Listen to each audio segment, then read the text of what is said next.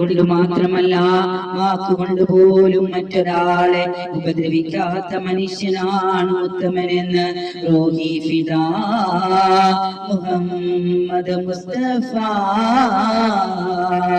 സല്ലല്ലാഹു അലൈഹി വആലിഹി വസല്ലം മുഹമ്മദ് റസൂലുള്ളാഹിന്റെ കാൽക്കലേക്ക് ഒരു പാത, ആ പാത കിട്ടിയവർക്ക് അല്ലാഹുവിന്റെ തൃപ്തി കിട്ടി, പ്രീതി കിട്ടി, സ്വർഗം കിട്ടി. അവിടെ നല്ലയോ കവാടം, അവിടെ നല്ലയോ കാരുണ്യം, അവിടെ നല്ലയോ കിനാവ്, അവിടെ നല്ലയോ കിനാവിന്റെ കിനാവ്.